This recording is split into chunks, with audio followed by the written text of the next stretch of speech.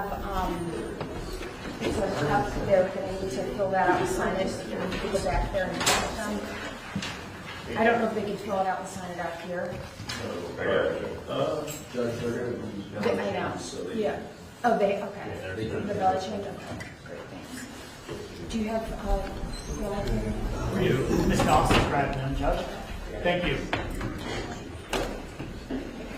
And if we have people addressing the board from the podium.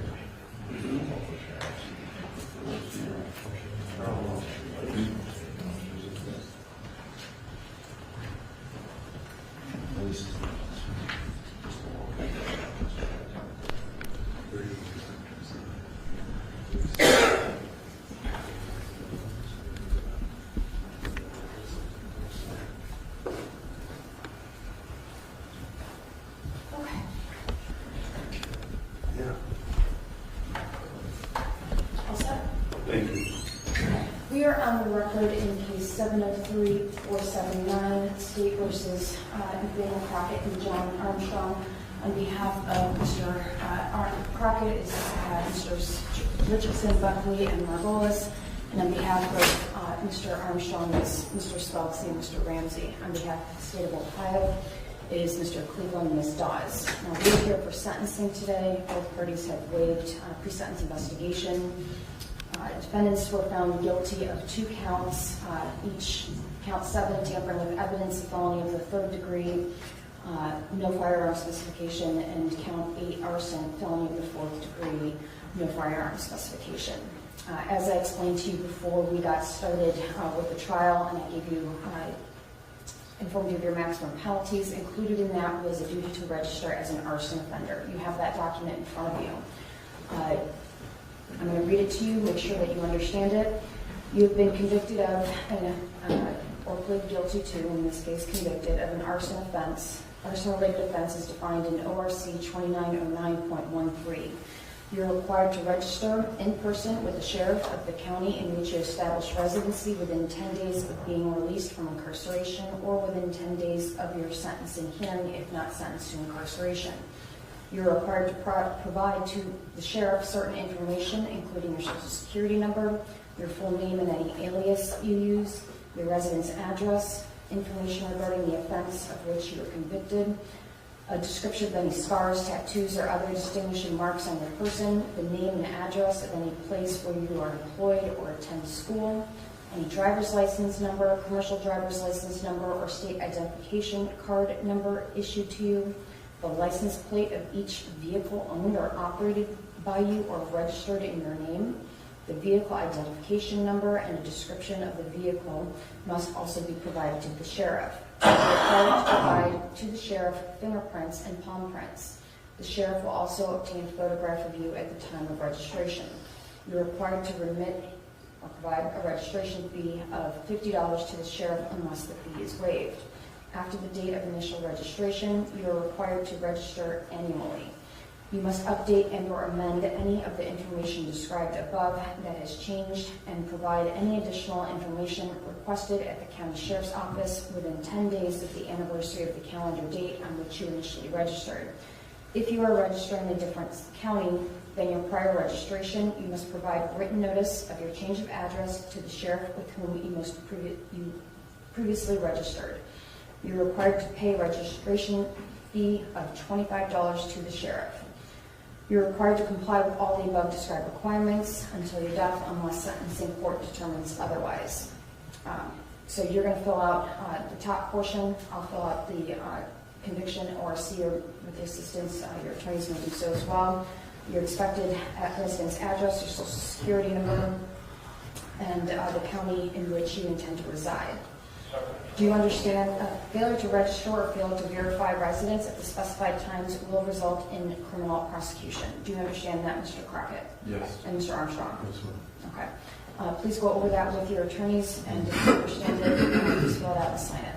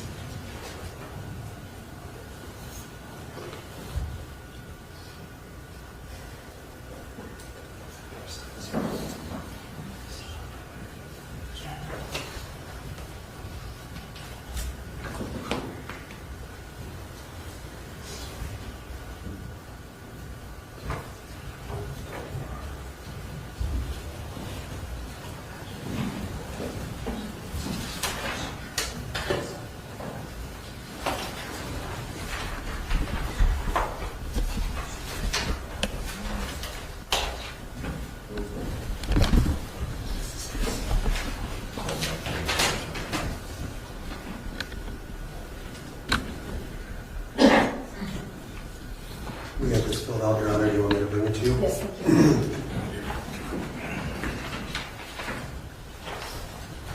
Thank you.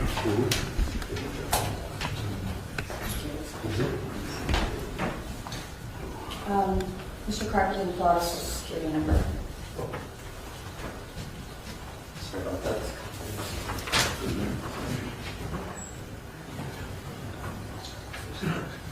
What is your search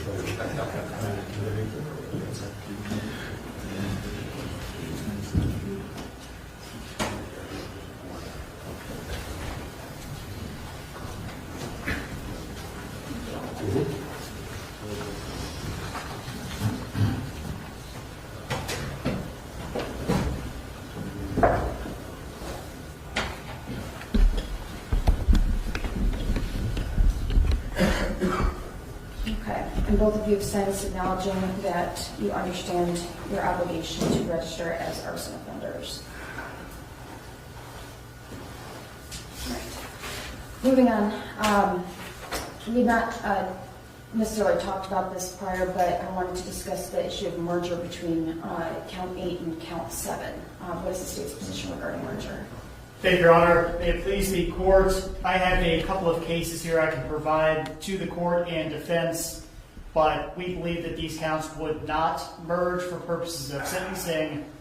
With respect to the victims, there's a separate victim on the arson count, whereas for the tampering with evidence, the state of Ohio would be the listed victim on that count, as essentially the tampering would damage or impair a investigation. So I'll cite to State v. Miller, that is a 5th District case, 2016, Ohio 2673, and the court in that case again states, and I'm going to quote, "The harm caused by the arson which destroyed Thompson's vehicle was caused to Thompson and or her estate, while the harm caused by the tampering with evidence charge related to the body was caused to the state through the hampering of the investigative process." Related to the body, did you say? Related to the body in that case, Judge, but again, in State v. Hare, that's 6th District, 2023, Ohio 2422. Courts, and I'm going to quote, "Courts have held that arson and tampering do not merge because there is a harm to the owner of the thing burned and a harm to the state in the loss of evidence." And it cites other cases out of the 5th District. So, based on that, Judge, and arguably for the facts of our case here, the tampering with evidence constitutes a further course of conduct, namely that vehicle traveling from Warren up into Cuyahoga County and the movement of that vehicle through the city of Cleveland to where it was finally burned on Sherwood Road. So I think for all of that, Judge, there is not a basis for merger, and we'd argue, based on the facts and the law here, that the two counts would not merge. Thank you.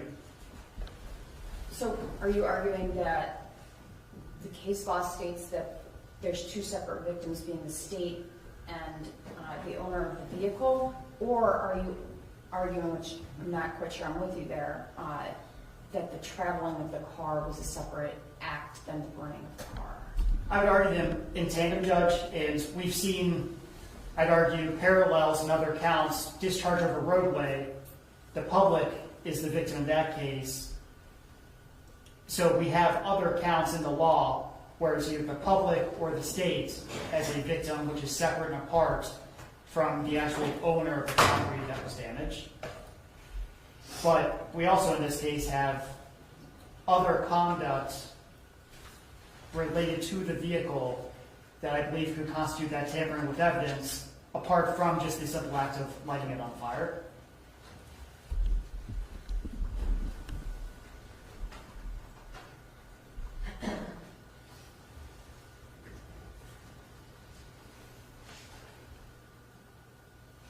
So You made an analogy to case law regarding discharging a firearm on or near prohibited premises, Correct, Judge. but that does actually merge with felonious assault. Your Honor, Your Honor, so my belief was that Oh, I'm that sorry, count. it does, State v. Carzell, State v. Johnson, the A3, the A3 statute does not merge with felonious assault. And that was my recollection, Judge, is that the public is the victim on that count, which would be separate and apart from a felonious assault, say. And that's why the firearm specifications in those cases would not merge as the separate victims. All right, defense position. Thank you, Your Honor. I think that we would be misstating the law if I sat here and attempted to argue, Your Honor, that as a technical matter, these two offenses merged. I don't believe they do, frankly, in light of the victims, but I would just want the court to take note of the fact that I believe, based on the evidence that was admitted at trial and the argument advanced by the state of Ohio in its summation, the same conduct which caused the finding of guilt on the arson was the same conduct that caused the jury to find guilt on tampering with evidence. So it's not a legal or technical merger, but I would ask you to just note that I believe it's the same conduct that resulted in the convictions. I would agree that it's the same conduct based upon the state's theory and, frankly, the jury's belief that this was an arson in furtherance of impeding the investigation for murder. And so the conduct is the same, but if he's telling me, and nobody's contesting the fact that there's case law that notates separate victims, that it's not, that does not merge, then that's the case law. And so that's my finding, essentially. I do believe that it's the same conduct. I know that they've made that argument that the tampering with evidence can also be thought of as moving the vehicle from one place to the other. There's, on behalf of Mr. Armstrong. If I could just add one thing, Judge. Regarding the same behavior, if you look at the bill of particulars for count 7 and count 8, they list the exact same behavior. They list the tampering occurring on Sherwood Road. Well, I agree with you. I agree with you as to the conduct, but what I'm saying is that if the case law, so, for example, felonious assault, 2 victims, same shot, Right. it counts as 2 different. I agree. Yeah. Right. I agree. All right. Your Honor, we would agree with that as well, but the methodology for the tampering was the commission of the arson, so like everybody is saying, it's the same acts. I agree. But we do understand that separate victims, we do understand. Okay, all right. Then, for the purpose of sentencing, they will not merge. Okay, all right, on behalf of the state. Thank you, Your Honor. And, Your Honor, if I may just have a moment.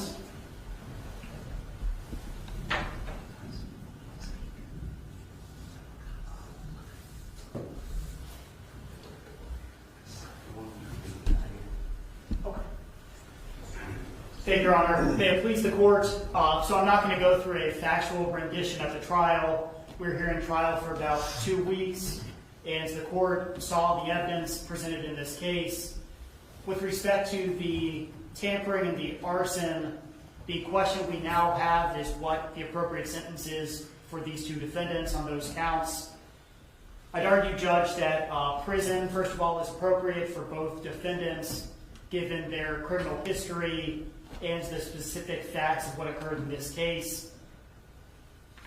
With respect to defendant John Armstrong, he has a 1995 conviction for aggravated robbery and manslaughter with a firearm specification.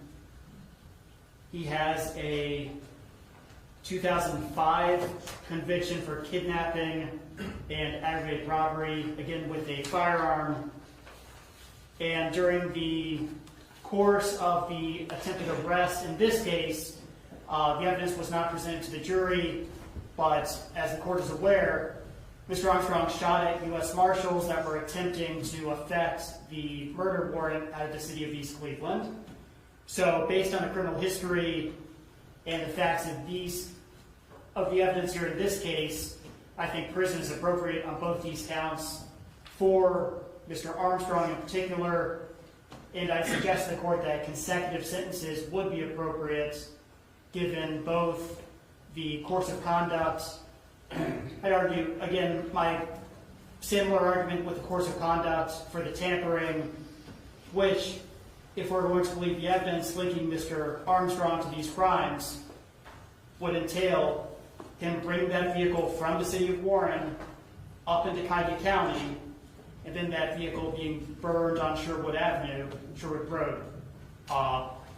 So I think course of conduct for consecutive sentence findings would be appropriate, and that the fact, based on his prior criminal history, that it's necessary to assure the safety of the public for potentially imposing consecutive sentences on these two counts for defendant Armstrong. With respect to defendant Crockett, he does have prior felony convictions, including a felony failure to comply with lawful police order and a felony to robbery with a firearm specification. I believe both of those occurred in 2020. He did go to prison on those cases, Judge. When was he released? Do you know when he was released from prison? So he was sentenced in 2020. He was released, I believe, in 2024. I believe it was a 4-year prison sentence imposed by Judge Michael Rousseau. Was he on PRC at the time? At the time of this offense, I don't believe so, Judge. If I may, just quickly to help Chad as well, Your Honor. Mr. Crockett said he was released in 2023, no PRC. So there's not a basis for a in custody charge with respect to this case, Judge, but that prior criminal history, as we'd argue with Mr. Armstrong, applies to Mr. Crockett as well. I believe that the courts can and should impose consecutive sentences on these two counts, given Mr. Crockett's prior criminal history, the facts of these cases here, and the need to protect the public from future offenses by that offender. And, Your Honor, with respect to the victim's family, they are present here in court today. I did speak with them, and they simply wanted to relay to the court that they hope that justice be done in the fashion that the court can do so with the charges that are here before it today. We understand that Mr. Armstrong in particular has other things he has to go answer for in other courts. With respect to what this court can do, we'd ask for a prison sentence in this case, and that the court consider consecutive sentences as we feel they're appropriate. Thank you. Who would like to go first on behalf of the defense? Thank you, Your Honor. Anytime the court presides over a jury trial, particularly one of the duration of this one, there's, I don't think, a whole lot to add to what the court knows. I suppose, I believe an interpretation of the evidence that was admitted was that Mr. Crockett never left the Cleveland area. The jury determined his guilt with respect to these two offenses. He has been to prison, I believe, once before. He does have family support. They're here in the courtroom. He, I believe, is still young and has redemption certainly within his reach. I feel confident that, again, his conduct was very limited in this incident. The same conduct, though not merge-worthy, the same conduct represented the basis for both convictions. I don't think there are findings that could be made that would justify consecutive prison terms for Mr. Crockett. He's been in jail for 14 months, Your Honor, and I believe that, I've always believed that time in the county jail is worth in excess of its day-to-day quantity, because the conditions in the county jail are extremely difficult to endure, and I would ask you to take that into account in imposing sentence. Mr. Buckley, anything to add? No, Your Honor. On behalf of Mr. Armstrong. Your Honor, we understand Mr. Armstrong has other issues. And we would ask the court to take into consideration his family present in the back of the courtroom as well. He's been in the county jail for 11 months, facing the most serious charges that one can face, which he was exonerated of. Well, I mean, he was found not guilty. No, not guilty, I'm sorry. Back on, your voir dire. Absolutely, Judge, that's not correct. And I'll tell you, the general consensus of the jury was that there was just not enough evidence, but Understand. He was found not guilty. likelihood of this is Thank you, Judge. understood. So we ask to take that into consideration. We'd ask for appellate counsel for this matter. We advise him not to address the court. All right, anything? No, thank you, Judge. Okay. All right, so I only consider what's been presented and what the jury has found the defendants guilty of. And so the court has the obligation to consider the purposes and principles of sentencing under the Ohio Revised Code, which seek to punish and rehabilitate the offenders as well as protect the public from future crime by the offenders. I also need to consider the seriousness and recidivism factors relevant to the offense and the offender and the need for deterrence, incapacitation, rehabilitation, and restitution. And the court must use the minimum sanctions that the court determines would accomplish the purposes without imposing an unnecessary burden on state or government resources. So, you know, we get tampering with evidence charges all the time. And I have to determine whether or not this is one of the more seriousness of the offenses. Tampering with evidence comes in many forms. It's maybe destroying a document, throwing a firearm. In this case, it was in particular to burn out a vehicle when, and again, as the jury found, when an investigation was likely to commence or commencing. This was a calculated effort and coordinated effort by the both of them. Their phones proved that they were both together. You can see Mr. Crockett on video several times throughout at least 2 times throughout this incident this night. They tracked each other's phones. They FaceTimed together throughout the time that they brought this car from one place to the next and then burned it out in East Cleveland, which unfortunately they thought was a good place to be a dumping ground. And that's what they did. I have to look at whether or not their conduct is more serious or less serious. I'm finding that it is more serious than the offenses that generally come before us. I also have to look at their recidivism and whether or not the recidivism is more or less likely. For both defendants, I'm finding that it is more likely that they would recidivize because they already have. Particularly, I believe you said that the robbery case that Mr. Crockett had, was that firearm specification of that? There was, Judge. So both offenders have used firearms in past convictions. Mr. Armstrong himself has been held accountable for the death of the person. It was an involuntary manslaughter with a firearm specification. Have been to prison and in Mr. Crockett's case shortly after committed a new crime.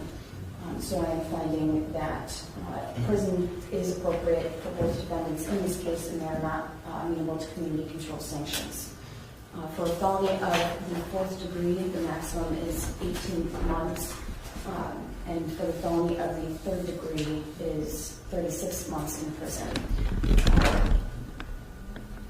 Again, this was not something where somebody made a snap decision to try to hide some drugs from the police when they were being arrested, ingest it quickly, throw it under a car like we usually see. This was the most serious form of the offense in burning out somebody's vehicle, depriving them of their property, and also impeding the efforts of law enforcement to solve murder.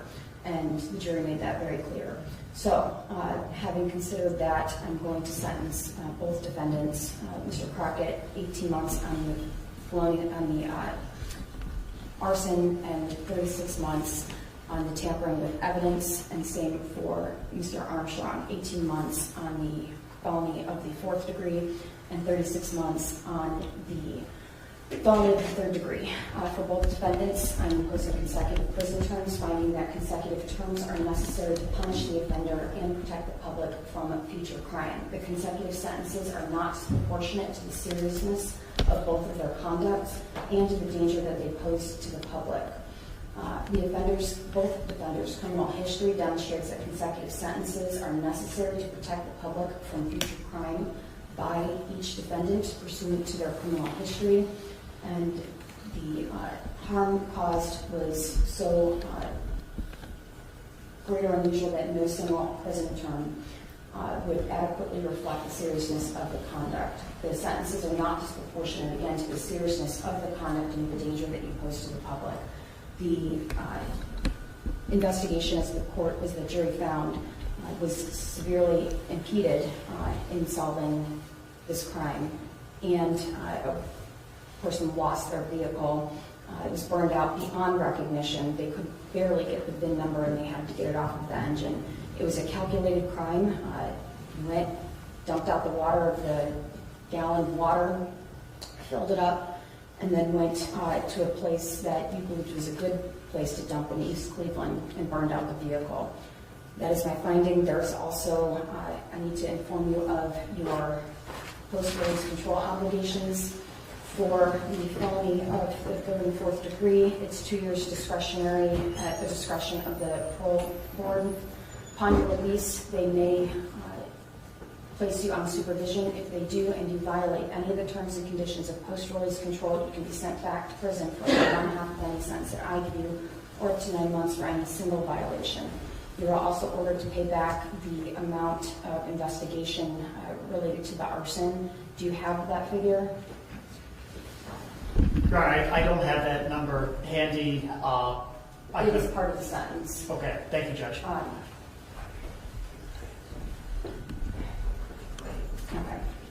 The defendant both defendants have acknowledged their duty to register as an arson offender, and I'm ordering that you do so. Defendant Armstrong has 336 days of jail time credit. Defendant Crockett has 418 days of jail time credit. Anything else for the record? Couple of things, Judge. Could you appoint appellate counsel for them as well? And regarding the registration for arson, the court has a choice to make it a lifetime registration or a 10-year registration. We'd ask you to make it a 10-year registration. Are there any particular factors to consider one way or the other? I don't recall that in particular. I mean, again, I've already made a finding that this is one of the more serious forms of the offense, aside from arson of the home that would relate to the death of an individual, causing the death of an individual.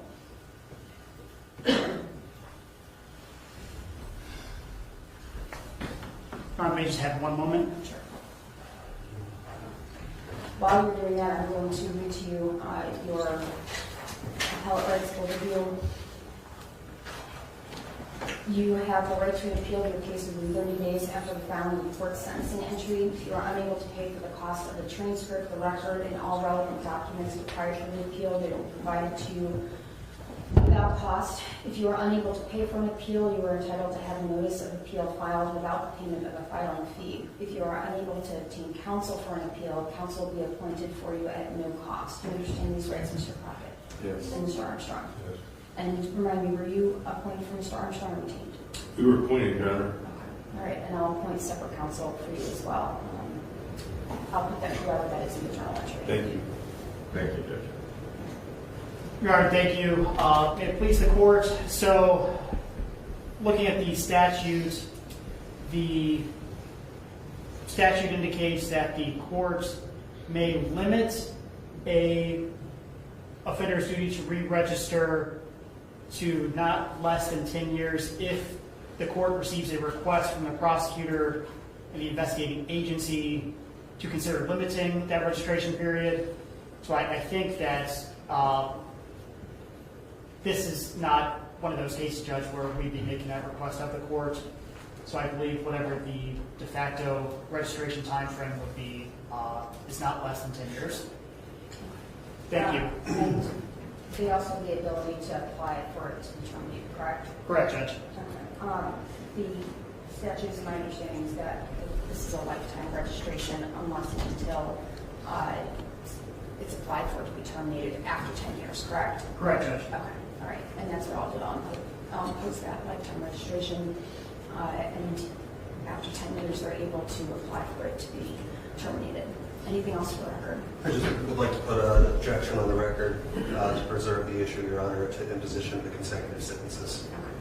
Would the court consider waiving fines and court costs as well, as they're both indigent? So all defendants that are indigent and also are going to prison, that's the same thing for all. So I have to determine future ability to pay. And also I have a lot of defendants that do quite a bit of community work service while in prison. I get constant motions with attachments for community work service done while in prison to apply to court costs, and they can certainly use their time to do that as well. Okay? All right. Anything else for the record? Nothing to have to state, Judge. Thank you. No, thank you, Your Honor. No, thank you, Your All Honor. right. You're remanded or be transferred.